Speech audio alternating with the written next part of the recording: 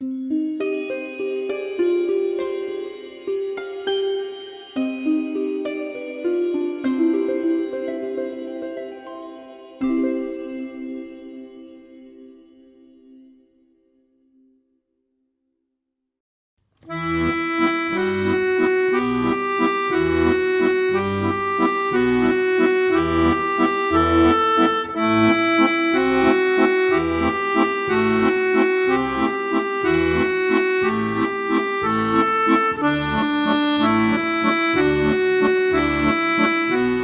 یه وقتی یه جمله رو گفتم، یه کسی ناقص منتقد، گفتم برای من سینما حرفه نیست، یک نوع زندگی است. و این آقا رفته بود چاپ کرده بود برای من سینما حرفه نیست، که بعداً بقیه اعتراض می‌کردن که آقا یعنی چی؟ گفتم که این به اون آقا تماس گرفتم، گفتم آقا چرا باقیشو نذاشته بودی؟ گفت می‌خواستم اینو بزرگ چاپ کنم دیگه جا نداشت. گفتم خب آخه ملت حق داره، چطوری سینما حرفه نیست؟ بس ببین که شما سینما رو چی می‌دونید. یه وقتی شما کارمند سینمایین، یعنی چی؟ یعنی میگن آقا این کارو بکن، شما بدون هیچ، من در واقع بودن بچه‌ای که کار تدوین می‌کردن غیر، میگفت ببخشید میگم من مرده شدم، مرده میدم، من میشدم دیگه. اما یه وقتی هست که شما از این ابزار استفاده میکنید برای اینکه یک سری ذهنیات دارید که حرفشو بزنید. اون حرف اگه با سینما نتونید بزنید، ممکنه کتاب بنویسید، ممکنه شعر بگید. برای من سینما جز یک ابزار نیست و به همین دلیله که من هر فیلمی رو نمیتونم بسازم. هر آدمی خصلتایی داره.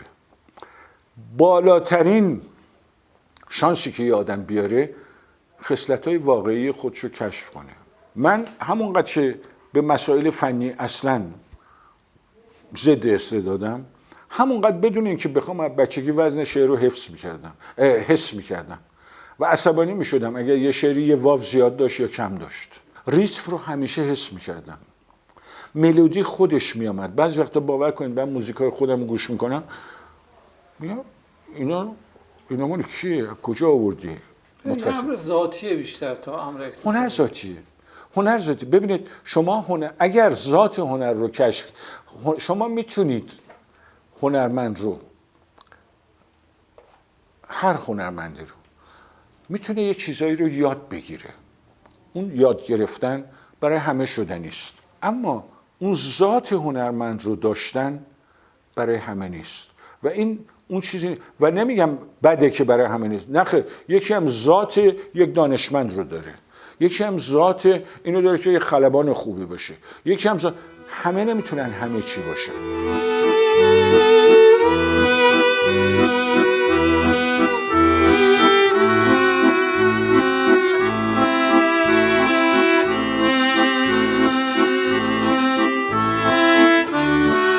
چند روز پیش توی روزنامه خوندم نوشته کی گفته که اصلا سینما باید یه پدیده فرهنگی باشه؟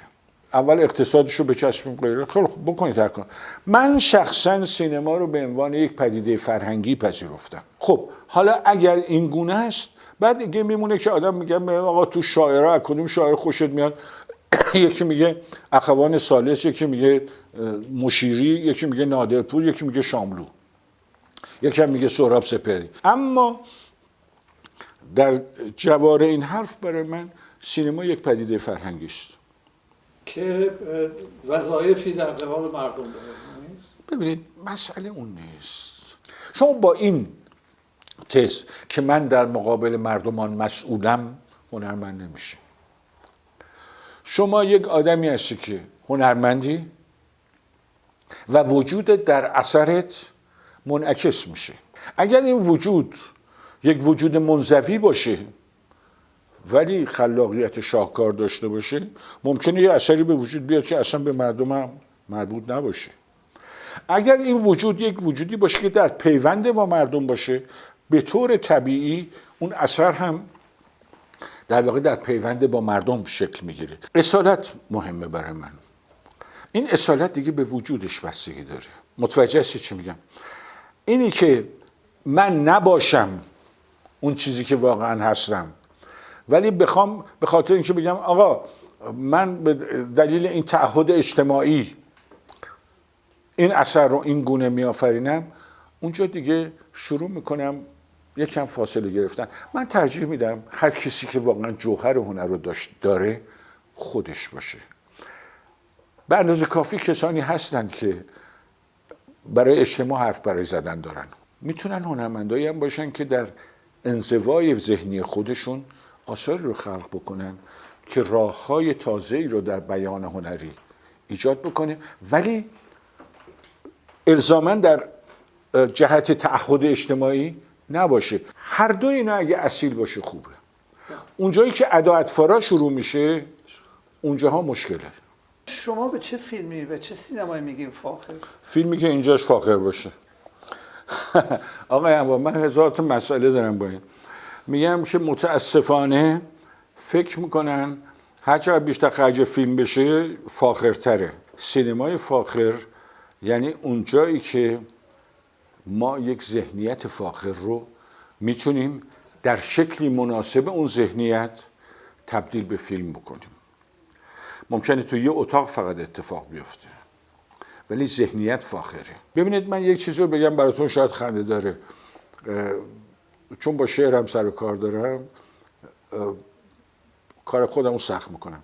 میگم بالاترین بهترین شعر جهان اون شعریست که فقط تو یک کلمه بتونه یک حس رو بیان کنه، یک عالم حسی که البته خوب نشدنیه، ولی یعنی من نگاهم چیز نیست زیاد پرخرج فن.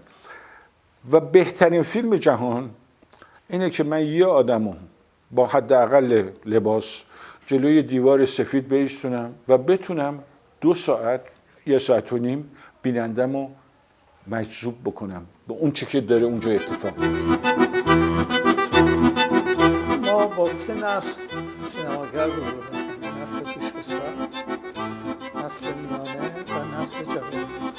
شما میتونید ویژگی و تفاوت این 3 نسل رو با هم تحلیل کنید؟ تحول و تکوین سینما با تحول ابزار هم شکل گرفته و با اینکه نسل جوان بسیار بیشتر میبینه و زبان تازه تری پیدا میکنه. ما الان وقتی خوب نگاه کنیم، حالا اینو میتونیم مقایسه بکنیم اونجوری، میبینیم که تو تاریخ سینما مثلا شما دوران اکسپرسیونیسم رو دارید، میبینید هنرپیشه‌هایی که خیلی اسم دارن ولی اونجوری که اونا بازی میکنن اگه الان بازی کنن و خنده قش میکنه. من حتی خودم یادم از تو اون سریالی که قرار بود بسازم، مرحوم عزت الله وثوق، ایشون مدرسه سینمایی مسکو رو تموم کرده بود، میامد و به من میگفتش، خیلی هم واقعا بهتون میگم اون نسل‌های قدیمی‌تر احساس مسئولیت خیلی شدید میکردن که چه بود. میام میگم آقای سینه شما به من بگو فلان صحنه ها رو چجوری میخوای من بازی کنم، میمیک صورتم چی باشه، من شب تو آینه تمرین میکنم فردا اونجوری بازی کنم. گفتم آقای من اصلا نمیخوام شما همچی کاری بکنید، خیلی مکانیکی میشه. متوجه هستید؟ شما دوران اکسپرسیونیسم رو نگاه کنید میبینید که بزرگترین بهترین مطرحترین بازیگرها شکلک در می آوردن. یعنی من الان خشمگینم، من خندانم، این دیگه گذشت. وقتی تو سینمای ما نگاه بکنید، اتفاقا مدت پیش بزرگداشتی بود برای آقای مرحوم علی حاتمی، آدم با استعدادی بود که از بازیگران تئاتر استفاده میکرد، آقایون انتظامی، نصیریان، مشایخی، کشاورز، غیره و غیره. و آقای کشاورز که صحبت کردن گفتن سینما یعنی اصلش اول باید بیای تئاتر. خب من نگاهم اینه که هیچ ربطی اینا به هم نداره. ما نسلی هستم که از فریدون راهنما گرفته تا سهراب شهید ثالث و غیره که گفتم بازیگر هیچ است. اون کاری که کارگردان با بازیگر میکنه مهمه. متوجه هستید؟ و یعنی خب بازیگر اگه بازیگری باشه اینا، کارگردان از اون چی بیان میشه. یادم هست که سالگرد مرگ سهراب بود، تو یکی از این کانال‌ها آقای پرویز صیاد رو نشون میداد که تو اون فیلم در غربت سهراب بازی کرده بود. بعد میخواستن این توضیح بده که مثلا سهراب چگونه با این کار میکرد و اینا. بعد میگفتن خب سهراب چی کار میکرد اینا؟ خب هیچ کار نمیکرد. میگفت یعنی چی؟ میگفت هیچی، نشسته بودیم یه لیوان میذاشت، میگفت دوربین که شروع کرد شما بعد این آبو بخور، همین کار دیگه هم نمیخواد بکنه. متوجه هستید؟ یعنی اینجا ببینید سبک کار، این حالا میخوام راجع به نسل جوان بگم، فرق کرده.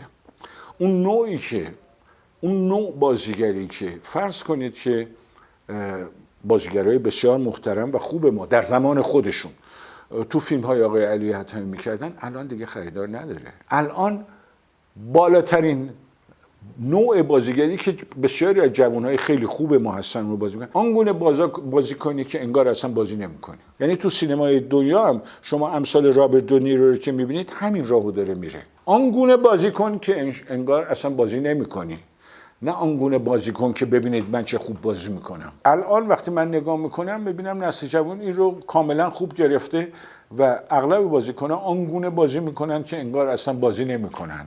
سبک شدن ابزار و این در دسترس قرار گرفتن ابزار از یک طرف خب خیلی کار آسان‌تر کرده، از یک طرف در بسیاری از موارد به شلختگی انجام میده. من وقتی که میخواستم صدای سر صحنه کار بکنم، دوربین آریفلکس به اون بزرگی رو باید میذاشتیم توی جعبه به این بزرگی. خب این روی سپایه بود. من نمیتونستم همینطوری به فیلم بردارم بگم که خب دوربین بذار اونجا، نه اشتباه کردم حالا بذار اینجا، نه نشد حالا بذار اینجا. من ناچار بودم فکر کنم، چراغ و زیربناهاشو پیدا بکنم. الان من نگاه میکنم میبینم در بسیاری از موارد متاسفانه این دوربین سبک باعثه که میگیره دستش صحنه رو میگیره یه جورایی، حالا شد نشد تو مونتاژ میذاره کنار، خودش فکر میکنه که آسون شد. اما یه اتفاق اینجا میفته. اون اتفاق اینه که ذهن ساخته نمیشه، دوربین داره فیلمو میسازه، ذهن شما نیست که میسازه.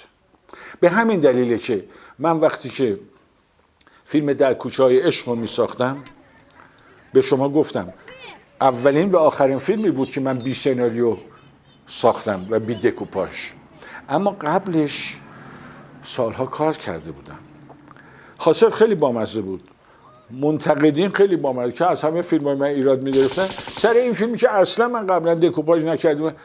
نوشته بودن که در این فیلم حرکات دوربین و جای دوربین سینایی اینا خیلی قشنگ و درسته. اینا ذهن باید ساخته بشه. ببینید من همیشه اون وقتی هم که درس میدادم به شاگردان میگفتم بچه‌ها ببینید شما فکر میکنید که میبینید ولی در واقع اون چیزی که باید ببینید نمیبینید. فکر میکنید که میشنوید، در واقع اون چیزی که باید بشنوید نمیشنوید. شما باید مثل یک قهرمان وزنه برداری که میخواد یه وزنه رو بلند کنه، این عضلات رو قوی کنه، پشت رو قوی کنه تا بتونه وزنه رو بلند کنه. شما باید این چشم رو تقویت کنید و چشم رو تقویت کنید و دیدن زیبایی فقط با فیلم دیدن ممکن نیست. تابلوی خوب نقاشی هم باید ببینید، عکس خوبم باید ببینید، معماری خوبم باید ببینید. شما الان همونطور که صحبت میکنیم میگن آقا چرا فیلمای اونا انقدر قشنگه؟ آقا یارو یه اون تو روم یا پاریس زندگی کرده، کمپوزیسیون دیده، میکلانژ دیده، متوجه هستید، معماری دیده، این ناخودآگاه شکل گرفته. پس ما باید این چشم، این گوش و در نهایت این ذهن رو تربیتش بکنیم. بعد اون چیزایی رو که فکر میکنیم میبینیم ولی نمیبینیم شروع میکنیم به دیدن. اینجا اونجایی است که من فکر میکنم این دوربین ها خیلی کمک کرده، در این شک ندارم، ولی یک نوع تنبلی ذهنی هم به وجود آورده که فیلمساز مجبور نباشه قبلا فیلمش رو تو ذهنش ببینه. فلینی خیلی قشنگ میگه من قبل از اینکه اون فیلم برداری کنم همه فیلم تو ذهنمه.